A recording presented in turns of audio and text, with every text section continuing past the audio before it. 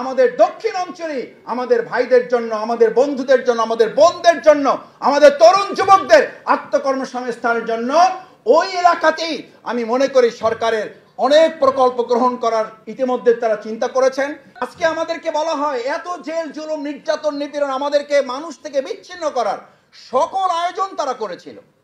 আলহামদুলিল্লাহ, যেহেতু আল্লাহ আমাদেরকে ভালোবাসেন, গোটা পৃথিবীর সমস্ত ষড়যন্ত্র ছিন্ন করে আল্লাহর ওই ভালোবাসাটা কি আমাদের মাঝে স্থায়ী করে দিয়েছেন বলে যত আমাদেরকে বিচ্ছিন্ন করতে চেয়েছেন আমরা জনগণের সাথে সম্পৃক্ত হয়েছি, আর আল্লাহ তাদেরকে শুধু বিচ্ছিন্নই করেন নাই, দেশ ছাড়া করে দেশ থেকে পালাতে তাদের বাধ্য করেছেন।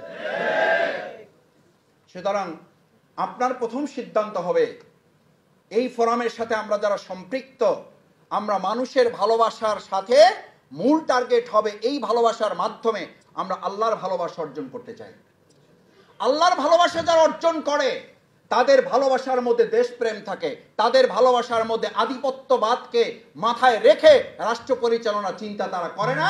কারণ যারা আল্লাহকে ভালোবাসে তাদের পররাষ্ট্র নীতি থাকে লা তাকশা ইল্লাল্লাহ, তারা বিদেশে বন্ধুত্ব রাখে, বিদেশে কোনো প্রভুত্ব রাখে না। সুতরাং বরগুনা ফোরামের এখানকার এই ভাইয়েরা যদি সিদ্ধান্ত নেয় আমার প্রিয় মাতৃভূমি বাংলাদেশে আমরা একজন নাগরিক হিসাবে আজকে থেকে বাংলাদেশের বাইরের সমস্ত রাষ্ট্র আমাদের বন্ধু থাকবে, একজন প্রভুকেও আর আমরা মেনে নেব না। কিন্তু বিগত 15 বছরে কি করা হয়েছে? বিগত 15 বছরে আমাদেরকে কথা জানানো হয়েছিল, প্রকাশ্যে সংবাদ সম্মেলন করে বলা হয়েছে নির্বাচন হতে হবে, নির্বাচন আমাদেরকে যেতে হবে, না হলে আমাদের রাষ্ট্র বিঘ্নিত হবে, স্বাধীনতা বিঘ্নিত হবে।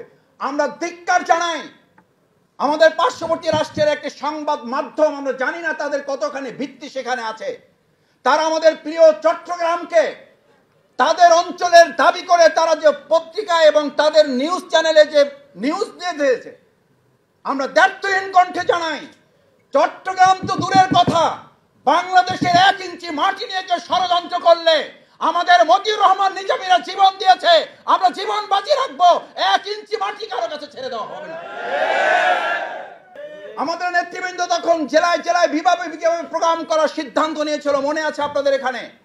তারা মনে করেছিল 2008 সালে জামাত ইসলামী নির্বাচনের মধ্য দিয়ে আমাদেরকে শেষ করে দিয়েছে, কিন্তু তারা যখন দেখলো জামাত ইসলামীর সৎ যোগ্য দেশপ্রেমিক নেতৃবৃন্দ মাঠে নামার পর লক্ষ লক্ষ জনতা আমাদের সেই সমাজগুলিতে হাজির হয়ে এই দেশপ্রেমের পক্ষে অবস্থান নিয়েছে, তখনই সরকার সিদ্ধান্ত নিয়েছিল এই নেতৃত্বকে বাঁচিয়ে রেখে বাংলাদেশের 1 ইঞ্চি মাটিকে আর বাইরের জগতের কাছে ছেড়ে দেওয়া যাবে না।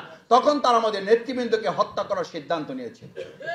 আমরা পরিষ্কার বলতে চাই, আমাদেরকে হত্যা করা যায়, বাংলাদেশের 1 ইঞ্চি মাটিকে বিক্রি করে দেওয়া যায় না। আজকে আমাদের যে কুয়াকাটার মতো সুন্দর প্রাকৃতিক নৈসর্গিক অঞ্চল আছে, যদি সরকার সিদ্ধান্ত নিতে পারে যে এই অঞ্চলটাকে কাজে লাগিয়ে আমাদের দক্ষিণ অঞ্চলকে অর্থনৈতিকভাবে এটাকে নিরাপদ শুধু নয় গোটা বাংলাদেশকে একটা অর্থনৈতিক নিরাপদ জোনে পরিণত করার জন্য এটাকে কাজে লাগাতে পারলে বাংলাদেশ উপকৃত হবে। সেই জায়গায় বরগুনা ফোরাম আজকে এখানে আমরা যারা আছি, আমরা সরকারের কাছে অনুরোধ করতে চাই, আহ্বান জানাতে চাই, যেন এই সুন্দর নৈসর্গিক জায়গাটাকে কাজে লাগিয়ে ভবিষ্যতে একটা সুন্দর নিরাপদ এবং অর্থনৈতিক অঞ্চল গড়ার জন্য এখানে যেন সিদ্ধান্ত গ্রহণ করা হয়। যারা ঢাকায় চাকরি দেওয়ার কথা বিগত 15 বছর বলেছে, আমি আপনাদেরকে হলফ করে বলছি, আমি চ্যালেঞ্জ করেছি মিডিয়ার সামনে, তারা আমাদের ভাইদেরকে চাকরি দিত 10,000 টাকার, আর তাদের কাছ থেকে নিত 10 লক্ষ টাকা। এই 10 লক্ষ টাকা শোধ করতেই তার জীবনের অর্ধেক সময় চলে যেত। এই সমস্ত ছলছাতুরি আর ভবিষ্যতে কাউকে আমরা করতে দেব না। সেজন্য আমাদের বরগুনা অঞ্চলকে আমরা মনে করি আত্মকর্মসংস্থানের জন্য তরুণ এবং যুবকদের কাজে লাগানোর জন্য আমাদের চমৎকার এক প্রাকৃতিক সৌন্দর্য এবং সম্পদ আল্লাহ আমাদেরকে দান করেছেন। এই সম্পদ আমাদের হাতে থাকার পরও আমাদের তরুণ এবং যুবকদেরকে সবাইকে ঢাকামুখী হতে হবে।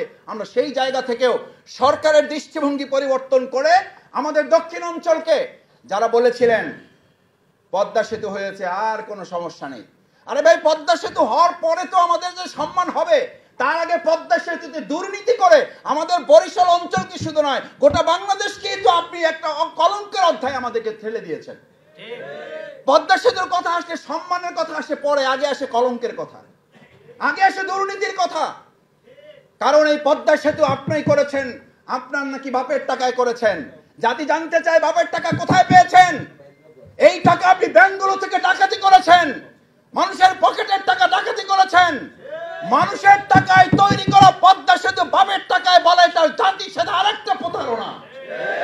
এই প্রতারণার ভবিষ্যতে মানা হবে না। সেই জন্য পদ্মা সেতু বাংলাদেশের মানুষের কল্যাণে নিবেদিত করার লক্ষ্যে আমাদের দক্ষিণ অঞ্চলে আমাদের ভাইদের জন্য, আমাদের বন্ধুদের জন্য, আমাদের বোনদের জন্য, আমাদের তরুণ যুবকদের আত্মকর্মসংস্থানের জন্য ওই এলাকাতেই আমি মনে করি সরকারের অনেক প্রকল্প গ্রহণ করার ইতিমধ্যে তারা চিন্তা করেছেন। সেই চিন্তার রাজ্যে আরো বেশি সুদূর প্রসারী পরিকল্পনা গ্রহণ করতে পারলেই আশা করি আজকে বাংলাদেশের তরুণ যুবকদের যে আত্মকর্মসংস্থানের সুযোগ করা উচিত। আমাদের আমিরে জামাত ডক্টর শফিকুর রহমান পরিষ্কার করে বলেছেন, আমাদের একজন যুবক একই সাথে সার্টিফিকেট অর্জন করবে, একই সাথে সে কর্মসংস্থানের অর্জন করবে। তাকে দাঁড়ে দাঁড়িয়ে ঘুরে বেড়াতে হবে না। আজকে বরগুনা ফোরামের তরুণ যুবক যারা আছেন, আমি আপনাদের কাছে আহ্বান জানাতে চাই, রাসূল করিম সাল্লাল্লাহু আলাইহি ওয়াসাল্লাম হিলফুল ফুজুল গঠন করেছিলেন। হিলফুল ফুজুলের একটা গুরুত্বপূর্ণ লক্ষ্য ছিল যে তার মাধ্যমে আজকে যে বরগুনা ফোরাম করেছেন, এটা আমাদের আবির্ভূত, এটা আমাদের চিন্তার কোনো ফসল নয়, এটা প্রিয় নবী মুহাম্মদ রাসূলুল্লাহ সাল্লাল্লাহু আলাইহি ওয়াসাল্লামের সুন্নাহ এবং একটা ইবাদতের মধ্যে আমরা শামিল আছি।